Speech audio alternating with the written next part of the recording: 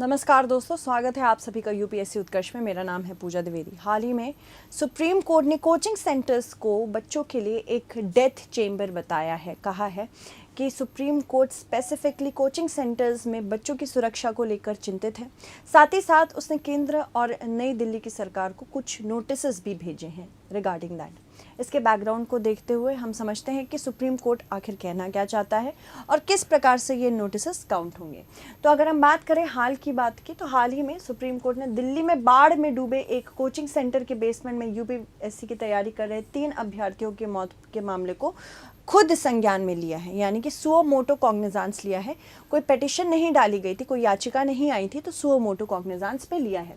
Justice Suryakant और justice उज्ज्वल भुइयां की bench बनी थी और उन्होंने कहा है कि दिल्ली की कोचिंग सेंटर्स को डेथ चेंबर के रूप में करार दे दिया गया है। बेंच ने कहा, हम कोचिंग सेंटर्स की सुरक्षा को लेकर काफ़ी चिंतित हैं और कोचिंग सेंटर्स बच्चों के ज़िंदगी से खेल रहे हैं। अगर सुप्रीम कोर्ट कह रहा है तो ये बहुत बड़ी बात है, यहाँ पे डेंट लग सकता है। कोर्ट ने केंद्र सरकार एवं दिल्ली के चीफ सेक्रेटरी को नोटिस जारी कर पूछा कि कोचिंग सेंटर्स में क्या सेफ्टी के नियम लागू किए गए हैं। मतलब पहला नोटिस ये पूछा गया है, पहला क्वेश्चन ये पूछा गया है कि सेफ्टी नॉर्म्स क्या है। यहाँ पे safety norms related to fire भी है।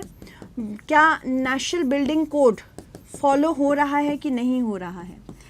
क्या बिल्डिंग इंस्पेक्टर जाके चेक करते हैं कि किस प्रकार से कोचिंग सेंटर्स में आराम से बच्चे जो वो पढ़ रहे हैं, इतनी फीस देते हैं, क्या उसके बदले में उनको उतनी सुविधाएं दी जा रही हैं या नहीं। कोर्ट ने कहा कि हमारा ये सोचना है कि अगर कोचिंग सेंटर सेफ्टी नॉर्म को पूरा नहीं करते तो इनको ऑनलाइन मोड में पढ़ाई शुरू कर देनी चाहिए। फिलहाल हम ये नहीं कह रहे हैं। कोर्ट ने केंद्र, दिल्ली सरकार और एमसीडी को नोटिस जारी कर सुरक्षा की जानकारी की मांग की है। मतलब यहाँ पे किन 3 एंटिटीज़ को यहाँ दोषी ठहराया, एक तरह से अकाउंटेबिलिटी और जवाबदेही के लिए रखा है। एक तो केंद्र सरकार, दूसरी दिल्ली की सरकार और साथ ही साथ एमसीडी जो वहाँ की अर्बन लोकल बॉडी है। बेंच ने दिल्ली हाईकोर्ट के आदेश को चुनौती देने पर कोचिंग सेंटर फेडरेशन के अध्यक्ष, सचिव और कोषाध्यक्ष पर 1 लाख रुपए का जुर्माना भी लगाया है। इसके अलावा हाईकोर्ट ने मुखर्जी नगर कोचिंग हादसे के बाद जिन कोचिंग सेंटर्स के पास फायर एनओसी नहीं है उन्हें बंद करने का भी आदेश दिया है। यानी कि अगर आपकी कोचिंग के पास फायर एनओसी नहीं है तो वो बंद हो जाएगी। कोचिंग फेडरेशन ने इसे सुप्रीम कोर्ट में चुनौती दी थी बेसिकली। तो अगर हम बात करें जिन स्टूडेंट्स की डेथ हुई थी, एक तो नीलेश राय थे, वो तो उनकी मृत्यु किस प्रकार से हुई, वो तो मेंस भी लिख रहे थे इस साल का। जब वो लाइब्रेरी जा रहे थे तो उनकी इलेक्ट्रोक्यूशन से या बिजली लगने से मृत्यु हो गई थी जब वो गेट ओपन कर रहे थे। बहुत मार्मिक फ़ोटो है। इसके अलावा राउस आईएएस के बेसमेंट में जब पानी भर गया था और यहाँ पे बच्चे बायोमेट्रिक की वजह से अंदर जाते और आते थे। बायोमेट्रिक बेसिकली एक ऐसा सिस्टम है जिसमें आप अपने थंब या फिर फिंगरप्रिंट्स के चेकिंग की वजह से आप एंटर करते हो और बाहर जाते हो। तो जब बेसमेंट में अचानक से एरिया में अचानक से पानी भरा, डर था कि कहीं पूरा का पूरा बिल्डिंग इलेक्ट्रोक्यूट ना हो जाए, इसलिए बिजली बंद कर दी गई। एक समय तक तो बंद था दरवाज़ा। बेसमेंट में जब पानी घुसने की कोशिश कर रहा था तो दरवाजे ने इन बच्चों को बचा के रखा था। पर जैसे ही पानी का प्रेशर ज़्यादा हो गया, बेसमेंट का दरवाज़ा टूट गया और फिर बच्चे वहाँ से नहीं निकल पाए। 3 मिनट में 12 फीट तक पानी भर चुका था और ये सीवर का गंदा पानी था। यहाँ पे बचाने का प्रयत्न भी हो रहा था, पर क्योंकि रस्सी गंदगी की वजह से दिख नहीं पा रही थी, इस वजह से बच्चे बाहर नहीं निकल पाए। तो जिन 3 बच्चों की मृत्यु हुई है उसमें से एक श्रेया यादव है। इनकी उम्र महज 25 साल की थी। ये उत्तर प्रदेश के अम्बेडकर नगर की रहने वाली थी और जुलाई 2024 में ही ये राव कोचिंग में इन्होंने ज्वाइनिंग ली थी। निविन डाल्विन 28 साल के थे। ये केरल के रहने वाले थे। 8 महीने से ये आईएएस की तैयारी कर रहे थे और दिल्ली के जवाहरलाल नेहरू यूनिवर्सिटी से पीएचडी भी कर रहे थे। तानिया सोनी जिनकी उम्र 25 साल थी, ये तेलंगाना के सिकंदराबाद की रहने वाली थी और दिल्ली के अग्रसेन कॉलेज की स्टूडेंट भी थी। पिछले साल से ही कोचिंग ले रही थी। इसके अलावा दिल्ली हाईकोर्ट ने कोचिंग हादसे की जाँच सीबीआई को भी सौंप दी है। सुप्रीम कोर्ट ने से पहले दिल्ली कोचिंग हादसे पर हाईकोर्ट में सुनवाई हुई थी। कोर्ट ने 2 अगस्त को मामले की जाँच सीबीआई को दे दी थी। इसके लिए मिनिस्ट्री ऑफ होम अफेयर्स या गृह मंत्रालय की एक अलग से कमेटी भी बनाई गई है। जांच की निगरानी सेंट्रल विजिलेंस कमेटी के अधिकारी करेंगे। ये भी कहा था कोर्ट ने कहा, लोगों को जांच पर शक ना हो, साथ ही सरकारी कर्मचारियों के भ्रष्टाचार में शामिल होने की जांच प्रभावित ना हो, इसलिए यह फैसला लिया गया था। हाईकोर्ट ने दिल्ली पुलिस से पूछा था कि आप सड़क पर जा रहे किसी व्यक्ति को कैसे अरेस्ट कर सकते हैं। ये उस व्यक्ति से संबंधित था जो एसयूवी चालक था और बोला जा रहा था कि एसयूवी के चलाने से ही अचानक से पानी भर गया। अरे उन्होंने ये भी, दिल्ली हाईकोर्ट ने ये भी कहा था कि अच्छा हुआ आपने पानी का चालान नहीं किया, अच्छा हुआ आपने वहाँ के पानी को अरेस्ट नहीं कर लिया, क्योंकि यहाँ तो अकाउंटेबिलिटी किसी और की है पर आप अरेस्ट किसी और को कर रहे हैं। पुलिस का सम्मान तब होता है जब आप अपराधी को गिरफ्तार करते हैं, निर्दोष को नहीं। अगर आप किसी निर्दोष, यानी कि यहाँ पे बात किसकी हो रही थी, जो एसयूवी चालक थे मनोज कथुरिया, को गिरफ्तार करते और दोषी को छोड़ देते तो यह दुख की बात है। अच्छा हुआ आपने पानी का चालान नहीं काटा। कोर्ट की फटकार के बाद दिल्ली पुलिस ने माफ़ी भी मांगी। दिल्ली के राव आईएएस कोचिंग के बेसमेंट में स्थित लाइब्रेरी में पानी भरने से 27 जुलाई को मृत्यु हो गई थी 3 बच्चों की। पुलिस ने घटना वाले दिन कोचिंग के बाहर एसयूवी लेकर निकलने वाले मनोज कथुरिया को अरेस्ट कर लिया था। कोर्ट ने कहा दिल्ली के बुनियादी ढांचे 75 साल पुराने हैं। जिस तरह से दिल्ली अब बढ़ रही है, मशरूमिंग ऑफ इरेगुलेटेड बिल्डिंग्स हो रही हैं, यहाँ पे ज़रूरत है कि बिल्डिंग्स प्रॉपरली बने, नियंत्रित रूप से बने। अगर आप इसके लिए परमिशन दे रहे हैं तो किस बेसिस पे दे रहे हैं?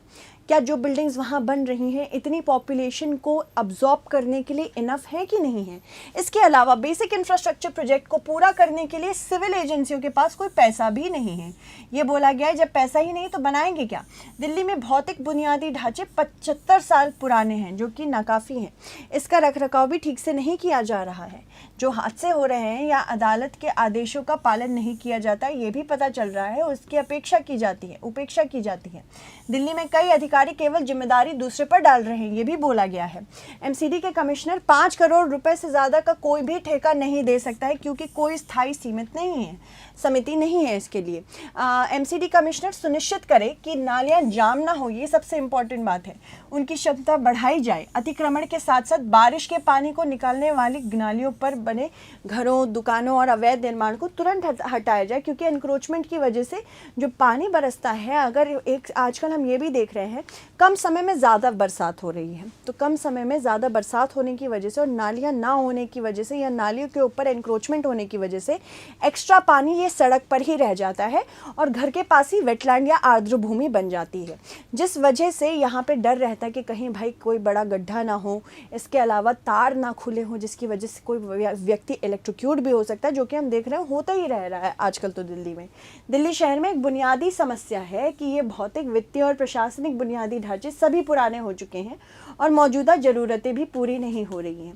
3 करोड़ से अधिक आबादी वाला दिल्ली, जो ज़्यादा मजबूत वित्तीय और प्रशासनिक ढांचे की ज़रूरत रखता है, उसको मीट करना इंपॉर्टेंट है।